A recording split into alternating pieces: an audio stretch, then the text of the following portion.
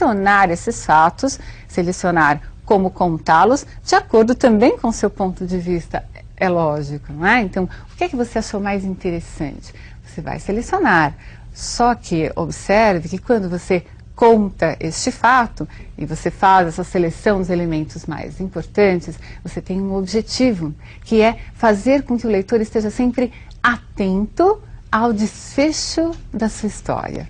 Uma piada é uma narrativa. Não tem nada mais terrível do que contar uma piada, chegar ao desfecho e não alcançarmos o nosso objetivo, que era fazer com que o outro simplesmente risse, né? Ficasse feliz ou enfim, né? Às vezes a piada não causa o efeito que nós pretendíamos porque algum elemento no meio da narrativa ficou perdido. Então, eu falei da piada porque você conhece muito bem a piada, qual é o esquema de uma piada, o começo, meio e fim e o resultado que se espera quando se conta ou quando se ouve a piada. Mas há vários textos narrativos e nós veremos vários exemplos.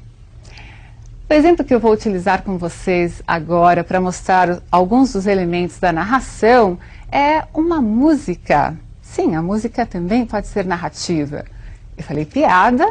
Eu falei de um fato qualquer que você conte no dia a dia.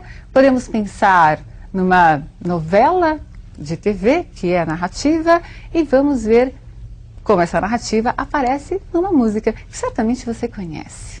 Veja. A definição de narração: tipo de texto em que se contam fatos, em que há personagens, ação, um tempo e um espaço. Esses elementos nós vamos desdobrar em outras aulas. Por ora, tente identificar, ao menos nessa letra de música que nós vamos ler, as personagens, né? A ação que está a elas atribuída. E vejam se vocês conseguem identificar algum elemento de tempo ou espaço. Onde ocorre? Quando ocorre? Vamos ver se é possível fazê-lo. Eduardo abriu os olhos, mas não quis se levantar. Ficou deitado e viu que horas eram. Enquanto Mônica tomava um conhaque no outro canto da cidade, como eles disseram. Eduardo e Mônica um dia se encontraram sem querer e conversaram muito mesmo para tentar se conhecer. Foi um carinha do cursinho do Eduardo que disse: tem uma festa legal e a gente quer se divertir.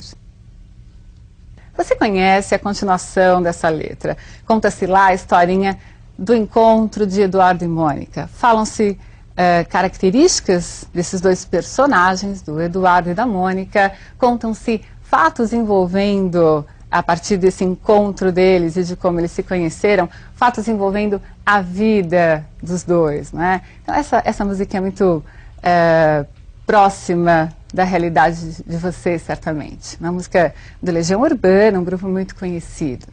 Muito bem. Perceberam que há ali personagens? Perceberam o desenvolvimento dos fatos? Perceberam que há ação? Eles se conheceram, alguém falou que tinha uma festa. Temos aí uma sequência de fatos, mas uma sequência que foi elaborada de forma lógica. Eu não posso contar fatos desordenadamente. Mesmo que eu escolha começar pelo fim da história até chegar ao começo, eu optei por uma sequência lógico-temporal. Não precisa ser sempre a mesma, como eu disse. Posso começar pelo fim e ir para o começo da história. Ou começar pelo Era uma Vez, apresentar as personagens, situá-las num espaço, desenvolvê-las, né, desenvolver essas personagens e suas características dentro de um determinado tempo e chegar ao desfecho. Eu quero prender a atenção daquele que me ouve ou daquele que lê a minha história. Lembre-se que esse é o objetivo da narração. Eu vou contar o fato, eu vou criar uma complicação para chamar a atenção desse leitor ou desse ouvinte e levá-lo até o final da minha narrativa, para que ele se sinta interessado. Tudo bem? Vimos então descrição e narração. Mais um tipo de composição, a dissertação. Essa é muito importante para nós. Normalmente é a dissertação que é pedida para a confecção no vestibular. Sim, você vai confeccionar, você vai redigir um texto no vestibular. E a dissertação é o tipo de texto mais pedido. Em que consiste a dissertação? Ela consiste na defesa de uma ideia. Se você defende um ponto de vista, você está dissertando. Veremos mais detalhadamente os elementos da dissertação, assim como da narração, em outras aulas. Mas por hora, perceba, a defesa de uma ideia, estamos falando de uma dissertação. Muito bem, vamos ler um texto dissertativo e perceba essa defesa de ideia. Veja uma definição, então, para que fique bem clara e gravada na sua mente. Tipo de texto em que predomina a defesa de uma ideia. Veja, então, essas ideias expostas nesse texto que lerei para vocês. Muito nos parecemos com eles. Nós, homens, somos animais de corpo mole, indefesos, soltos numa natureza cheia de predadores. Comparados com os outros animais, nossos corpos são totalmente inadequados à luta pela vida. Vejam os animais. Eles dispõem apenas do seu corpo para viver. E o seu corpo lhes basta. Seus corpos são ferramentas maravilhosas. Cavam, voam, correm, reproduzem-se. Nós, se abandonados apenas com o nosso corpo, teríamos uma vida muito curta. Ficou claro para vocês? Perceberam a defesa de ideias? Esse texto é de Rubem Alves, um filósofo educador. Um texto muito interessante. Em outra oportunidade, veremos outras partes desse texto.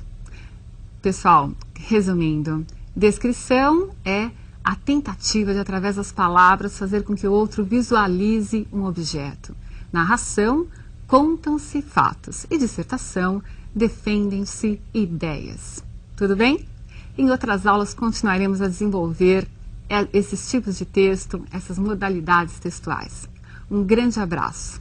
Até!